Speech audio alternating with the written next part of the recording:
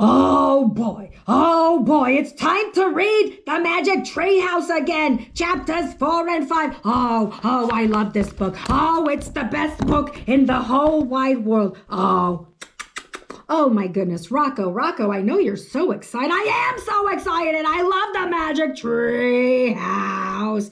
Okay, Rocco, it is time to read chapters 4 and 5. Yay! Now, Rocco, do you remember what happened last in our book? We always have to go back and remind ourselves what happened by retelling. Let's look at this picture. Tell us what happened. Oh, I remember what happened here. Yes, Jack and Annie went back to Japan in the time of ninjas. And then in the treehouse is where they were, and two ninjas started climbing up the tree. Oh, what's going to happen? Well, Rocco, let's go ahead and see what is going to happen. So for our friends out there reading, we want to make sure that we are checking that we're getting it. Always check that you're getting it and understanding the story. And maybe you're just watching and enjoying the story, but you can also draw a picture because it's always good to make a movie to picture what's happening. Chapter 4, Captured. The ninjas pulled iron bands out of their hands. The bands had spikes like claws on them. That's how they climbed the tree, Annie whispered to Jack. The ninjas stared at Jack and Annie with dark, piercing eyes. The rest of their faces were covered by their scarves. Jack felt frozen under their stares. Annie wasn't frozen, though. She stepped right up to them. "Hi," she said. The ninjas didn't say hi back. They didn't move at all. They were as still as Jack. "We're trying to help our friend Morgan," said Annie. She held up Morgan's note. The tall ninja took the note from her. He looked at it. Then he gave it to the short ninja. The two ninjas stared at each other. Then they looked back at Jack and Annie. Finally, the short one ninja nodded once. He put the note into the pocket of his shirt. "Oh, you can help us?"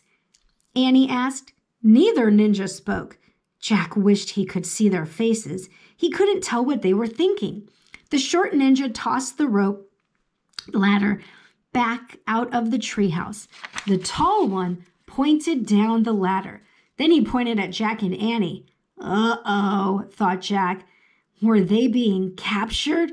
Us? Go with you? Said Annie. The ninja nodded. "Oh, boy," said Annie. "Oh, boy? Oh, is she nuts?" wondered Jack. The short ninja darted down the ladder. He went hand over hand. His feet didn't touch the rungs of the ladder.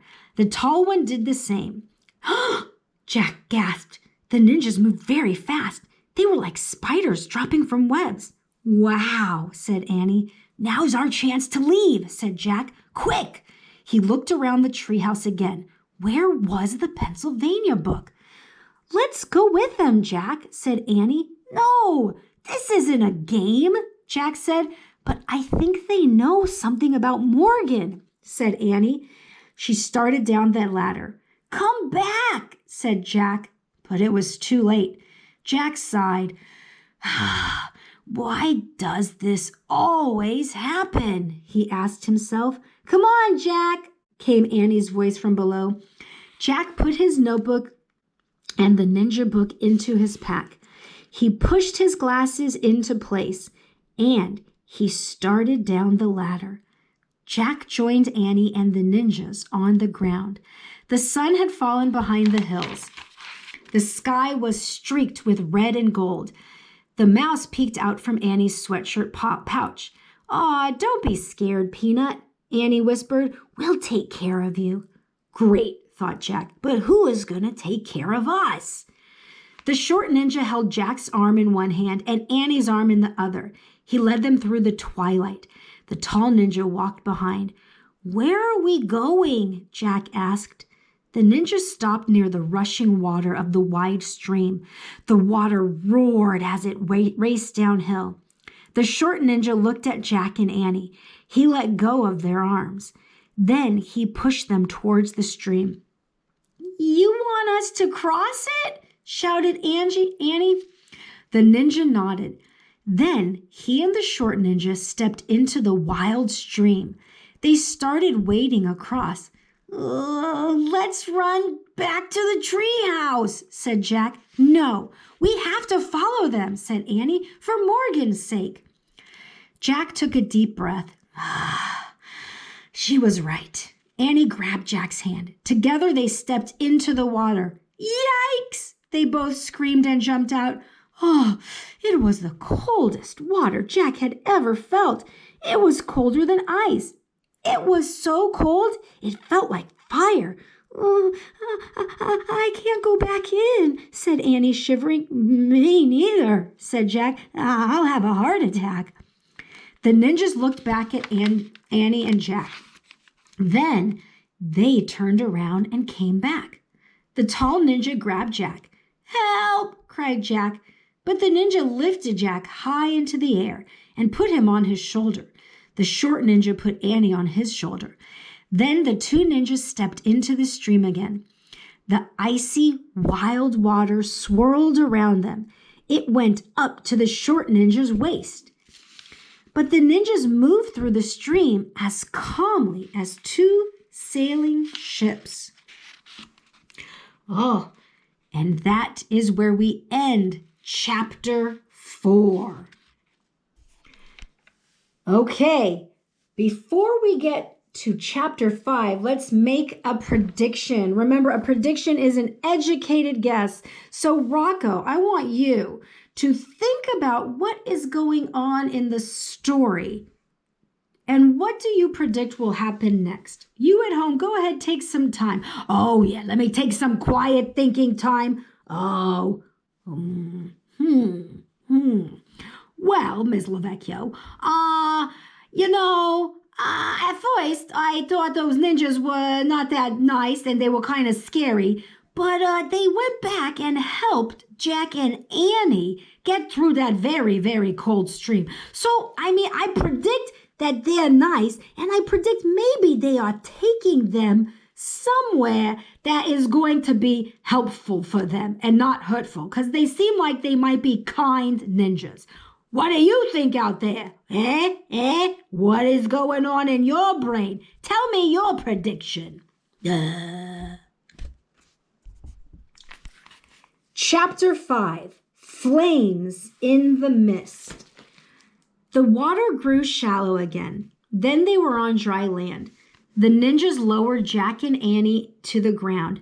"Thanks," said Annie. "Thanks," said Jack. "Squeak," said the mouse. The ninjas said nothing, but they looked around. Jack looked around too. A full moon was rising in the sky. Dark rocks dotted the side of the mountain. Then the ninjas started moving. They went silently up the slope between the rocks, so they're climbing up the mountain. Jack and Annie followed them. Jack wasn't afraid of the ninjas now. In fact, he was starting to like them. Maybe they really could help find Morgan. The ninjas moved silently, but Jack and Annie made plenty of noise. They panted as they climbed the rocky hillside. Their wet sneakers made squishy sounds. Squish, squish, squish. Suddenly, the ninjas froze. Jack could see their eyes darting around. Voices were coming from the valley below. Jack saw torches flaming in the mist. The ninjas started moving faster. Jack and Annie hurried after them. "Who's carrying the torches?" Annie asked. Jack was too out of breath to speak. He also didn't have an answer. They came to a pine forest. Night birds called out, "Caw, caw, caw." Wind rattled the branches. The ninjas moved like ghosts through the forest. They appeared and disappeared through moonlight and shadows. Jack and Annie struggled to keep up. Finally, the ninjas came to a stop. One ninja held out his hand as if to say, "Wait." Then both ninjas stepped away into the shadows of the tree and were gone. "Where did they go?" said Annie. "I don't know," said Jack. Maybe the book can tell us. He pulled the ninja book out of his pack. He turned to the pages until he came to a picture of a cave. By the light of the moon, he read, "Sometimes ninjas held meetings in hidden mountain caves to plan secret meetings." "Oh man," said Jack, "I bet they went inside a hidden cave." He pulled out his notebook and pencil. He wrote, "Meetings in hidden caves." Jack turned the page. He stared at the picture of a ninja sitting on a map. He read, "Ninjas took orders from a ninja master. The master was a mysterious wise person who knew many secrets of nature." "Wow," whispered Jack. Just then, the two ninjas returned. Jack quickly put his books away. The short ninja motioned for Jack and Annie to follow. In the shadows was the entrance of the dark cave. "What's in there?" Annie whispered. "The ninja master," Jack whispered back. Okay, now that we're done with chapters 4 and 5, we are going to do something at the end of our reading to make sure that we are really understanding it. We always want to check that you're getting it, and this is a good way. So today, I'm going to retell what happened, and I want you to act out. So whatever I say, you go ahead and act out. So I'm going to start from the beginning of the book. So first, Jack and Annie really were missing the magic treehouse. Then it suddenly appeared up in a high tree. When they got there, they opened up a book about ninjas and were magically whisked away to years ago in Japan, to the time of the ninjas. Then two ninjas climbed up the tree. Jack and Annie thought they were going to be captured, but then the ninjas helped them across the stream, and now it looks like they're going to go meet the ninja master.